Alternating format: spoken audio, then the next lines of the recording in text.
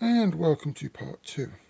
For those of you who missed part 1, where I talked about the kit in the unarmoured version, a link will be appearing probably around about here somewhere. Go back and watch it and just to see what this kit looked like before the armour. So, here it is. What do you think? Let's get it right nice and close. This kit is unpainted, with a few exceptions. You can see the joints into that sort of bronzy gold. These are painted, these red stripes, because I don't know if they were stickers, I don't know if they were decals, I don't know what was going on there, but they were an absolute nightmare. Sod it, paint it. Don't know if those two arrows are lined up properly, I don't care. The only other part of this kit which is painted is the jewel, because after the first part of this review, this video, I took the head off so I could clear coat it.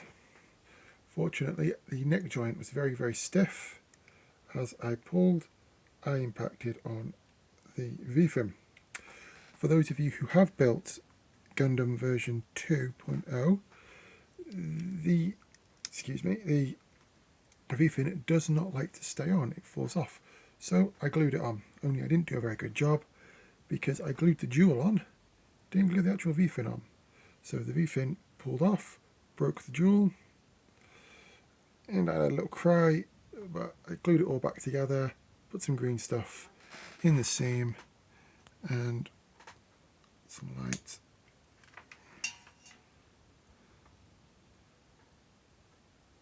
Can you even see it?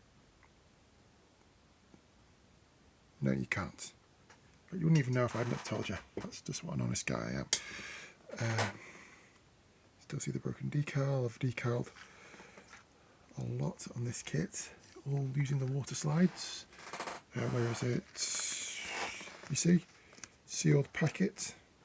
If anyone wants this, by the way, full Armour Gundam, stickers, decals, if you've screwed yours up, just message me. I'll send it to you. I'll send it to you for the price of postage. How about that? Completely unsealed, unused. I used decals, water slide decals. So there's the leg armour, which is one of the big differences. The chest and the leg armour. These open. This one opens a bit more. You can see that one really pops out. I can get it down even further, but I'm not going to do it with one hand.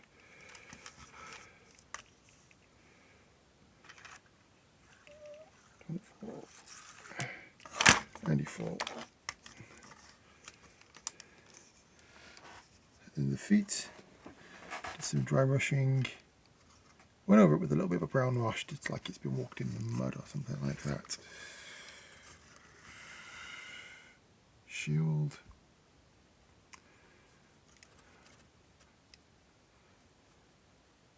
I didn't decal the entire kit with all the decals.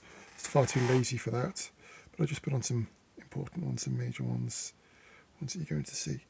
I put silver inside the thrusters, in the arse thruster.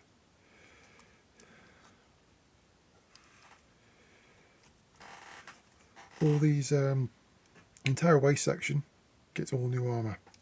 Every bit of it's new. A lot of it you just literally, except the orange obviously, but all of it you just clamp over the top. And the shield. And the beam rifle, beam cannon, whatever. Yeah, the beam rifle. Isn't it? I will own up to one mistake. Yeah, put that on upside down. Yeah, but with this cannon, stored mode, fired mode, but do watch out, it will impact the V-fin.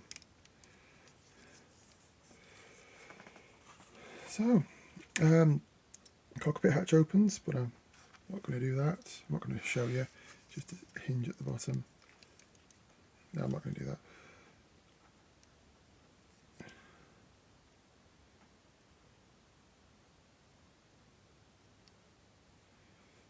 This is pretty much the look I was going for. Just weather, just like it's been through a battle or two. And I've not had time to paint him up again. Just pretty much natural. For the weathering, I used Tamiya Weathermaster Set C. Mostly the silver, a little bit of gunmetal, a little bit of rust. Mostly this, I really love this stuff. Again, I think I mentioned in part 1, it was YouTube user, excuse me, Stevie, who showed me how to use these. I think the instructions on them was wrong. The instructions on them, excuse me a moment, I need 2 hands. The instructions on them, if I remember, long since throwing them away, says use the sponge to apply it and the brush to brush away the excess. However, do the opposite. And if I show you a beautiful example on the shield of the beam rifle, it just brings out the corners really, really well. And then I went over with some enamel paints just to put in some, that's gloss, but it's the same thing but number 99. Do I have it right there? No, I don't. Anyway, Revell number 99. Number 99 on the top. That's all I used. Aluminium, I think it was.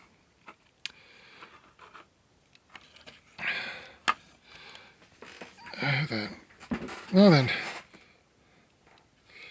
accessories. You've pretty much seen all the accessories. It's got a cannon, shield, beam rifle, 2 beam sabers on the back. I showed you in part 1. And I've got a nice custom made green beam saber from Wing Gundam.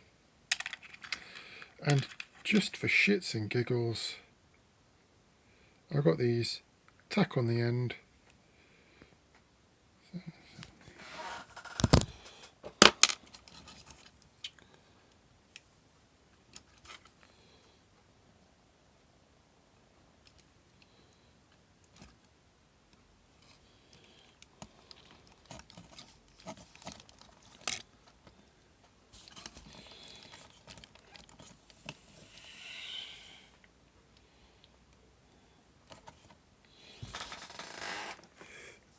Sorry about that. And he's now firing his boom, so to speak. There we are, he's shooting beams. Why not? Like just for fun. Right, he's been top coated with this Montana Gold. Don't really recommend the coloured of this. It's a bit, by the way, I didn't pay £6.50, I paid a bit less, but you get it on eBay for something like $14.99, something ridiculous. Don't recommend the colours of this because it's not really designed for model kits. It's a bit thick, it's a bit messy. You know, it's not like using Tamiya or Humbrol or any of the other spray paint cans. You've got to know how to use this. Essentially, it's not for beginners. But I put my custom nozzle on, and it came out. This came out absolutely beautiful. What don't you think? The flat coat, absolutely amazing. I couldn't be happier. That's essentially all I did with it. And I'll do you a comparison. There it is next to a core fighter. 2.0 core fighter. Just to prove that you do not need to have the core fighter in the chest. There you are, there's proof. There's no core block, it's just empty in there, but it clicks on. And it actually it offers maybe greater strength having it in, but there's no extra mobility, there's no extra anything having it in.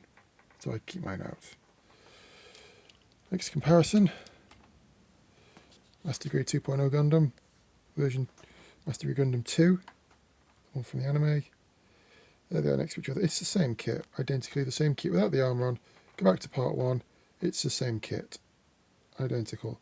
Just the knees, the ankle armour, the feet, the lower arms, and just different colours. It's using the Gundam 1 colour scheme, what do they call it, the test type. But there they are next to each other.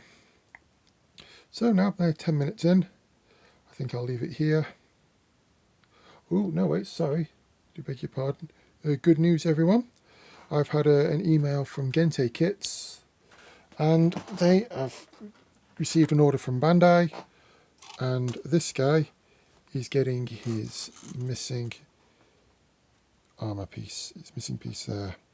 It's on its way. So he'll be next. Finish him off. Whatchamacallit. Click that back in at some point. You know, just finish him off, decal the shield, put stickers on the shield, and I might do a nice wash. I'm doing a panel iron wash on that.